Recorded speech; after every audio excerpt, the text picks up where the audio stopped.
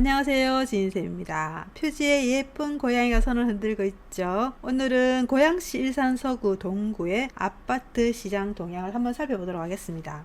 얼마 전에 기초단체장 선거가 있었죠. 지금 표를 보면 2018년 선거 당시에는 화면이 경기도가 푸르쭉쭉했습니다. 더불어민주당이 압도적으로 승리를 많이 했고요. 근데 최근에 선거 같은 경우는 오히려 역전이 됐죠. 국민의힘이 22곳, 그리고 더불어민주당이 7곳 정도 됐는데요. 이렇게 표가 나왔던 이유가 있죠. 왜 그러냐면 지금 대통령께서 공약으로 비정상화에서 정상화를 공약하셨고, 여러 이제 공약 사항 중에 일기 신도시 특별법을 제정해서 용적률을 최소 300에서 최대 500%까지 종상향 해주겠다라고 얘기했고요. 그리고 안전진단 규제도 완화해주겠다라고 했습니다. 그러다 보니까 그 기대감이 크다라는 거죠. 그래서 그 기대감으로 지금 경기도의 많은 국민들이 국민의힘에다가 힘을 실어줬다라고 볼 수가 있습니다. 그러면 일기 신도시 특별법에 관련돼서는 연내에 마무리한다라는 이제 보도 자료가 있죠. 그래서 빠르게 진행이 될 것 같아요. 그러면 일기 신도시 중에 지금 일산 서구를 보는 이유가 뭘까라는 부분에서 보도자료를 좀 살펴보니까 용적률, 이 용적률은 굉장히 중요합니다. 앞에서도 용적률이 최소 300에서 최대 500%까지 올려주겠다 라고 공약을 하셨는데, 이 용적률 같은 경우는 현 아파트에서 새 아파트를 냈을 때 수익률, 사업성을 얘기하는 거죠. 그래서 이 용적률이 낮으면 낮을수록 사업성이 좋다라는 거죠. 그러다 보니까 용적률이 낮은 지역들에 대한 투자자들 그리고 실수요자들의 관심이 높지 않을까라는 좀 생각이 듭니다. 그리고 지금 1, 2사에서 보도한 자료인데요. 작년 12월 기준으로 일기 신도시 지역들을 보니까 증감률이 0.14, 굉장히 약했습니다. 거의 움직이지 않는다라고 볼 수 있는 정도의 증감 일이었어요. 그런데 당선 이후에 3월 11일과 5월 27일 요 기간대를 보니까 0.5% 생각보다 많이 올랐죠. 근데 그 속에서 일산 같은 경우는 0.87%로 굉장히 많이 올랐습니다. 그래서 아무래도 지금 투자 비용도 작게 들어가고 대출 규제가 있다 보니까 조금 더 절대가가 싼 쪽으로 가격이 많이 움직이지 않았을까 생각이 듭니다. 그럼 부동산 지인에서 시장 강도랑 가격에 대한 부분, 그리고 전세 가율을 한번 비교를 해볼 건데요. 2016년 2월이죠. 이때가 전세 가율이 가장 높았습니다. 그래서 군포 같은 경우는 85%였어요. 그리고 일산 서구 같은 경우는 82, 부천도 81. 전세 가율이 굉장히 매력적인 그런 시점이었죠. 근데 이 시점부터 가격들이 조금씩 지금 시장 강도가 우상향을 하면서 이때가 굉장히 많이 급등했던 시기였죠. 그래서 가격으로 봤을 때는 어느 지역이 가장 많이 올랐느냐 보니까 요 시점에서도 절대적으로 분당구가 가장 높았죠. 그런데 계속 요 상승장으로, 그러니까 이 가격에 대한 격차가 많이 벌어지고 있죠. 이 격차가 요 정도 격차였는데 그런데 지금 이만큼 더 배 이상으로 분당구가 올랐다라는 걸 알 수가 있죠. 그러면 상대적으로 왜 지금 다른 지역은 열세적으로 많이 못 올랐을까? 이 지역들은 그렇게 볼 수가 있는 거죠. 아무래도 입지적인 부분도 있을 거고 수익률적인 부분도 있을 거예요. 왜 그러냐면 분당 같은 경우는 워낙 입지가 좋은 상태고 거기가 신축이 되게 되면 그러니까 수익률이 좋은 거죠. 이게 분양도 잘 되고 높게 분양할 수도 있고, 그리고 그에 대한 수요도 강하다 라고 볼 수 있는데 아무래도 지금 부천이라든지 서구 같은 경우는 수요적인 부분도 좀 약할 수도 있고, 그리고 사업성 자체가 좀 낮아서 재건축을 할 수 있는 그런 환경적인 여건이 안 됐다라는 거죠. 그러다 보니까 가격이 상대적으로 분당보다는 많이 못 올랐다 볼 수가 있고요. 지금 보게 되면 전세가율은 많이 낮아졌어요. 많이 낮아졌는데 그 속에서도 일산 서구가 70% 가장 높죠. 그 다음에 부천 66%, 가장 낮은 게 분당이다라는 걸 알 수가 있고요. 그러면 시장 흐름도 한번 보겠습니다. 이거는 열흘 기간 동안의 가격의 증감을 표기한 겁니다. 어렵게 보지 마시고 파란색이 들어오면 가격이 떨어졌다, 빨간색이 들어왔다면 가격이 올랐다, 이렇게 보시면 돼요. 그러면 일산 동구 같은 경우는 보시면 전세가 파란색이 좀 진하죠. 그래서 전세가 먼저 조정을 받으면서 매매까지 영향을 미쳤다라고 볼 수가 있고요. 최근까지도 조금 조정을 받고 있다라고 볼 수가 있고, 반면에 일산 서구 같은 경우는 지금 거의 이제 멈춰 있다, 보합 상태라고 볼 수가 있는 형태입니다. 그리고 군포 같은 경우는 지금 매매가 움직였어요. 이렇게 전세 하락이 깊었다가 매매까지 영향을 미쳤는데 지금은 매매가 이렇게 빨간색이 불이 들어왔다는 거죠. 근데 그 시점을 보게 되면 3월 달이에요. 그래서 선거에 영향이 크지 않았을까라 생각이 들고요. 공교롭게도 부천도 마찬가지예요. 3월 달 들어서 지금 이 하락폭들이 줄어들면서 지금 거의 보합 상태에 있고, 분당 같은 경우도 마찬가지로 이때 하락을 멈추고 지금 보합 상태에 있는데 전세는 지금 움직이고 있습니다. 그리고 마랑구 동구 같은 경우는 지금 보시게 되면 전세가 하락했다가 매매 영향까지 미쳤는데 전세 매매 모두가 불이 들어왔다. 그래서 가격적인 움직임에서는 지금 군포라든지 안양시 같은 경우는 지금 불이 벌써 들어왔다라는 걸 알 수가 있고요. 그리고 거래 비율도 한번 보겠습니다. 평균 거래를 100%로 보시면 돼요. 10년치 월 단위 거래량을 100으로 보고 이제 그 달에 이루어진 거래가 얼만큼 된지를 보는데, 아직까지도 지금 5월달 거래량이 다 채워주려면 6월 말이 되어야 돼요. 그럼에도 불구하고 지금 전월세 거래 같은 경우는 94%, 98%, 100%, 그리고 76%, 83%, 91% 이런 식으로 지금 전월세 거래는 좋습니다. 반면에 매매 거래량은 좀 약하죠. 36%, 35%, 군포는 14%입니다. 부천 23%, 분당구 21%, 18% 이런 식으로 지금 거래 비율이 안 좋습니다. 근데 작년 가을부터 거래들이 잘 안 됐었어요. 작년부터 거래가 안 됐는데, 보시는 것처럼 일산 동구도 거래가 안 됐었는데 당선 이후에 63%. 이게 당선 이후에 기대감적인 부분도 있을 거고, 제 생각에는 아무래도 종부세 때문에 5월 말 전에 매도하려고 급매들이 좀 거래가 되지 않았을까 생각이 듭니다. 서구도 마찬가지죠. 요때 거래 비율이 30%였는데 지금 53, 59 이런 식으로 좀 높아졌죠. 그리고 분당도 마찬가지로 요때 좀 거래가 됐다라는 걸 알 수가 있죠. 그래서 지금 금매들이 거래 이루어지고 나서는 지금 거래가 그렇게 활발하게 이루어지고 있는 것 같지는 않다. 그런데 전월세 거래는 활발하게 이루어지고 있다라는 걸 우리가 알 수가 있습니다. 그리고 시계열상의 매물의 추이도 한번 보겠습니다. 보시면 확연히 전월세 거래 매물 건수는 줄고 있다라는 게 보이시죠.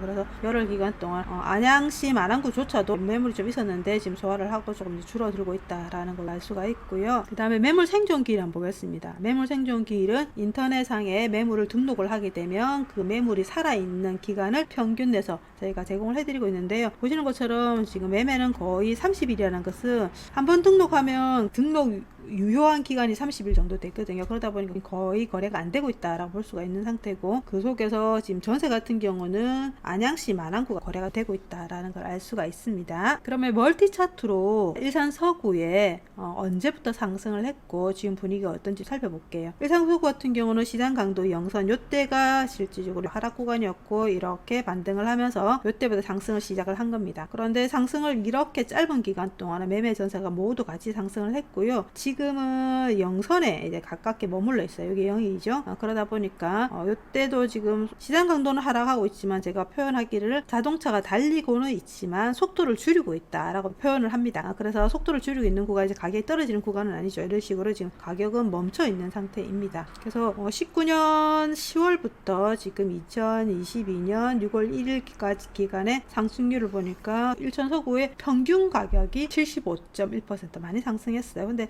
다른 수도권에 비해서는 그렇게 많이 상승했다보다는 평균 정도 수준에서 상승했다라고 볼 수가 있고요. 그때 많이 상승했을 때 거래량도 많이 거래가 됐었죠. 평균 이상으로. 그리고 거래량이 지금 거래가 많이 안 됐다가 최근에 이렇게 조금 올라갔다라고 볼 수가 있고, 그리고 물량 같은 경우는 적정 수요량보다 물량이 확연히 부족하다라는 걸 알 수가 있습니다. 동구도 한번 보겠습니다. 흐름 비슷합니다. 요 시장 강도 반등 이렇게 해가지고 매매 전세 같이 움직이면서, 근데 동구는 지금 매매 전세가 모두 이제 마이너스로 들어왔어요. 그래서 지금은 소폭 하락을 하고 있는 지역들이 있다라는 거죠. 가격들이 조금 빠진다는 거죠. 여기 보시면 가격이 평당 가격이 조금 빠졌습니다. 그래서 동구는 요 상승 구간에 대한 상승률을 보니까 69% 정도 상승을 했고요. 매매 거래 같은 경우도 지금 평균 이상 거래가 됐고 이렇게 거래가 줄어들다가 최근에 거래가 조금씩 살아나고 있다.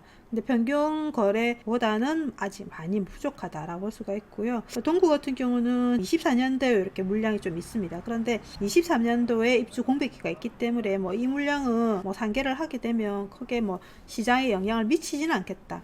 근데 다만 입주장애 때는 주변 같은 경우는 영향을 미칠 수도 있겠죠. 그러면 일산 서구 동구를 합해서 평당 가격으로 한번 정렬을 해봤습니다. 가장 평당 가격이 높은 동단위 기준으로 보니까 장항동이 3,007만원 가장 높고요. 그 다음에 동구 백석동, 저는 서구가 행님인 줄 알았는데 동단위로 들어오니까 장항동, 백석동 이런 지역들이 좀 더 평당 가격이 높다라는 걸 알 수가 있고요. 그 다음에 서구의 주엽, 그 다음에 서구의 마두동, 그 다음 서구의 대화동, 이런 아이들이 지금 일산 서구와 동구의 평균 이상 그런 지역들인 거죠. 그래서 이런 지역들 우선적으로 보셔야 되겠죠. 왜냐면 많이 상승하고 조금 조정을 받았다가 다시금 일기 신도시에 대한 리모델링 재건축에 관련된 이슈 때문에 시장은 다시 한번 움직일 수도 있어요. 이제 상승을 할 수가 있는데 그 시점을 봤을 때는 좋은 것들이 먼저 움직일 거니까 먼저 그것들을 봐야 되겠죠. 그런데 전세가율이 낮아요.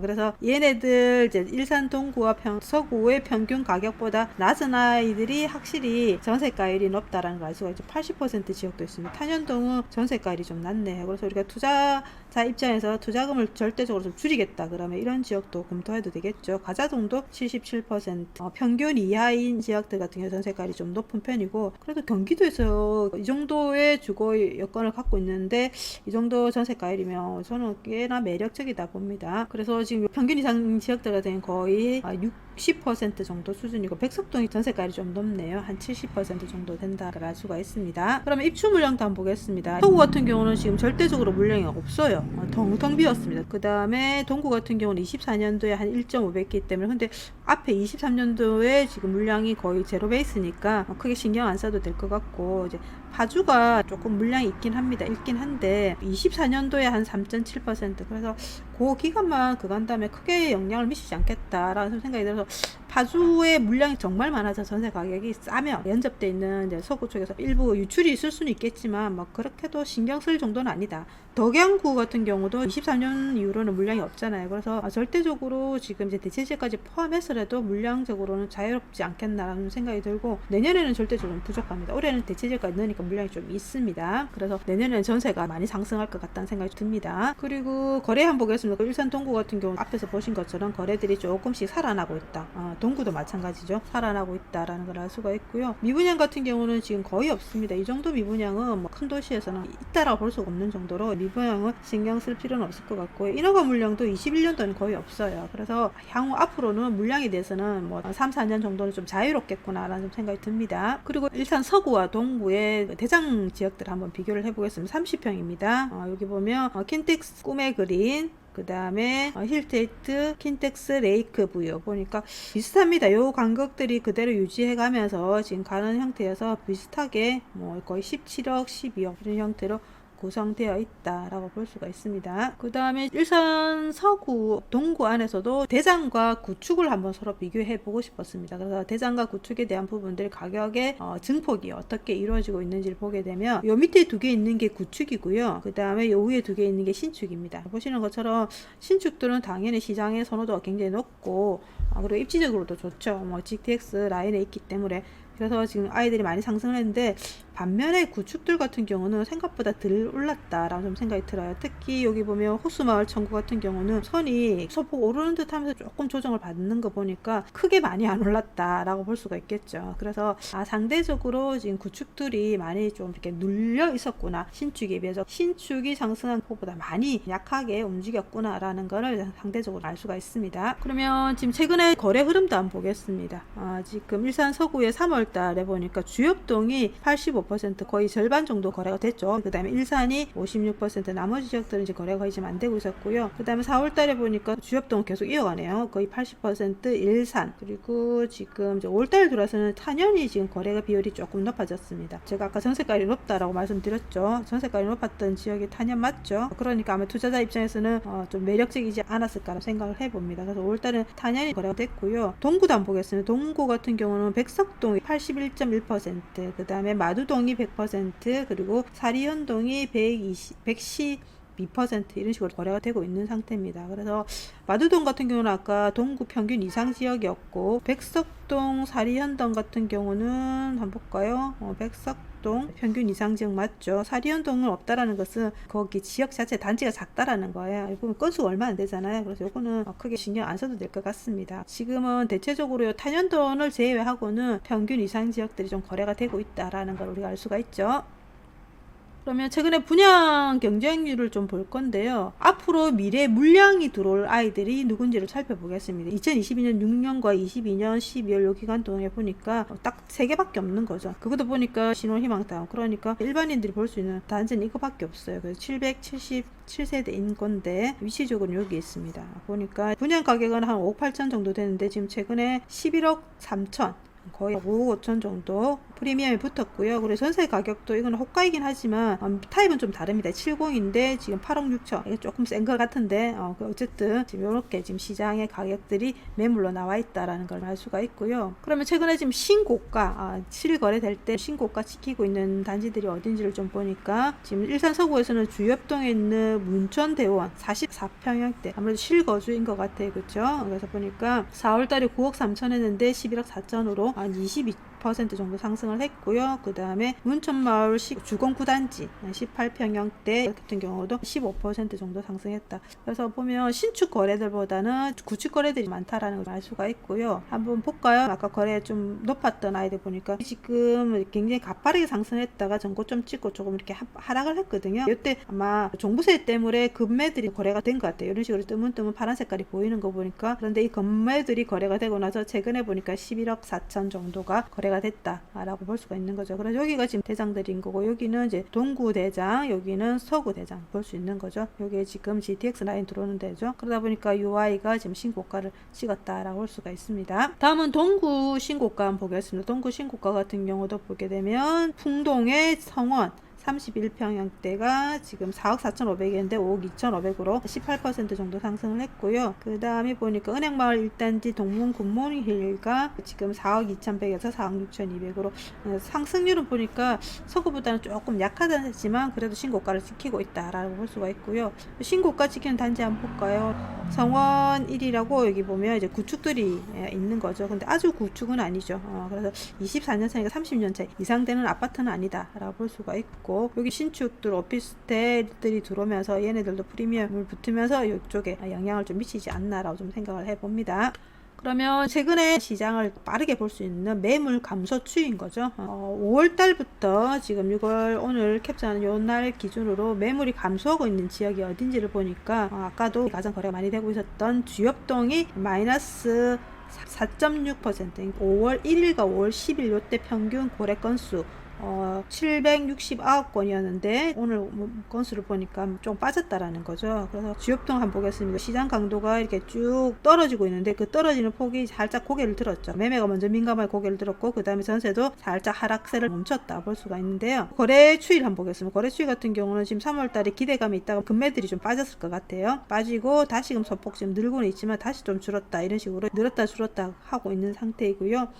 그 다음에 두 번째 일산 한번 보겠습니다. 일산 같은 경우도 0.6% 조금 증가는 했지만 추이적으로 보게 되면 시장 강도 속도 줄이는 게 멈춘 상태고 조금 줄었다가 지금 최근 다시 좀 늘고 있다라고 볼 수가 있고요.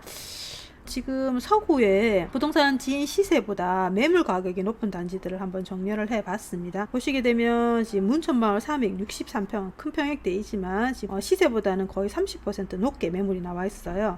부동산 지인 시세 같은 경우도 지금 다른 부동산원보다는 친화적인 가격을 만들고 있거든요. 그럼에도 불구하고 11억 6천인데 지금 매물 가격은 15억입니다. 이게 호가를 제가 적용하는 게 아니라 매물도 평균 가격을 적용하는 거거든요. 그러니까 지금 평균 가격이 이렇다라는 거죠. 그 밑에 우성 45평 때도 지금 10억 3천인데 13억 나와 있는 뜻이고, 최근에 울산 서구 같은 경우는 매물들 가격들이 올라가고 있다라는 걸 알 수가 있죠. 그 다음 동구 한번 보겠습니다. 동구 같은 경우도 지금 마두동이 매물들이 좀 빠지고 있네요. 매물들이 빠지고 있고 이렇게 고개를 살짝 들었죠. 고개를 들었고, 그 다음에 전세는 지금 좀 빠지고 있다라 보이죠. 그래서 매물의 추이들은 뭐 큰 변화는 없다라 볼 수가 있는 거고, 그 다음에 중산동 한번 보겠습니다. 2.5%가 늘었는데 중산동은 매물이 좀 늘고 있네요. 그리고 여기는 전월세가 늘었다가 지금 대폭 좀 줄어들고 있다라고 볼 수가 있습니다. 그리고 동구도 시세보다 매물 가격이 높은 단지를 한번 보게 되면 강촌말금 미도파, 여기도 대형 평형대입니다. 9억 2천이었는데 13억 2천으로 조금 올라갔죠. 그리고 한신도 59평형대가 9억 3천이었는데 11억 6천으로 매물 가격이 올라갔다. 근데 이 폭을 보게 되면 지금 대형 평형대에서 그런지 뭐 42%, 23% 매물 가격이 좀 높게 나와 있다라는 걸 알 수가 있습니다. 그래서 우리가 앞으로 일기 신도시에 대한 기대감이 크죠. 아직 이 법이 개정되지는 않았기 때문에 그 속에서 실수요자들은 좀 발빠르게 움직이신 분들은 지금 매물들을 조금씩 소화를 하고 있는 것 같고, 이제 매물 호가들이 조금씩 올라가고 있다라고 볼 수 있는데요. 계속 우리가 시장을 지켜봐야 될 것 같습니다. 여러분들 도움이 되셨다면 구독과 좋아요는 지인쌤에게 큰 힘이 됩니다.